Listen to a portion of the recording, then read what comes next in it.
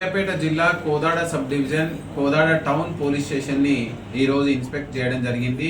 సిబ్బందితోటి అందరితోటి మనం వాళ్ళతోటి మాట్లాడడం జరిగింది. వాళ్ళ యొక్క సమస్యలు, వాళ్ళ యొక్క పనితీరు, వాళ్ళు చేసేటువంటి పని, ఇంకా వృత్తి నైపుణ్యాన్ని ఏ విధంగా పెంపొందించుకోవాలనేటువంటిది సూచించడం జరిగింది.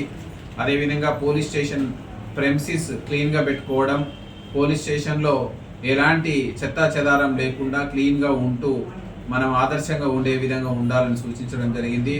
అదేవిధంగా రిసెప్షన్ సెంటర్ని తనిఖీ చేయడం జరిగింది. రిసెప్షన్ సెంటర్లో పనిచేసే సిబ్బంది, అదేవిధంగా SHO గారికి సూచించడం జరిగింది. వచ్చే ప్రజానికాన్ని ఎక్కువసేపు వెయిట్ చేయకుండా వాళ్ళు రాగానే వాళ్ళకి టాప్ మోస్ట్ ప్రయారిటీ ఇచ్చి వాళ్ళ గ్రీవెన్స్ తీసుకొని వాళ్ళ పిటిషన్ మీద తక్షణమే చర్యలు చేపట్టే విధంగా యాక్షన్ ప్లాన్ సిద్ధం చేసుకోవాలని చెప్పడం జరిగింది.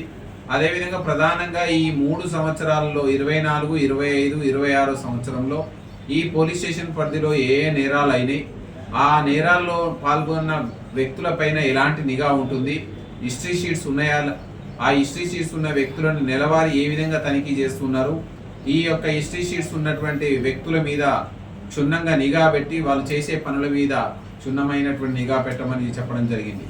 అదేవిధంగా సైబర్ నేరాలు, గాంజాయి లాంటి తీవ్రమైనటువంటి నేరాలకు ఎట్టి పరిస్థితుల్లోనూ తావు లేకుండా కఠినంగా చర్యలు తీసుకోవాలి. గంజాయిని ట్రాన్స్పోర్ట్ చేసినా, వాడినా, అమ్మినా చట్టరీత్యా చర్యలు తీసుకోవడం జరుగుతుంది.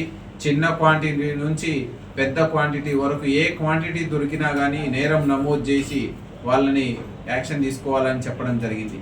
అదేవిధంగా రౌడీ షీటర్సులు, గాంజాయి షీటర్సును, సైబర్ నేరాల్లో పాల్గొనే వాళ్ళ మీద ప్రత్యేకంగా నిఘా పెట్టాలి. వీళ్ళ యొక్క మూమెంట్స్ మీద, కదలికల మీద నిఘా పెట్టామని చెప్పడం జరిగింది.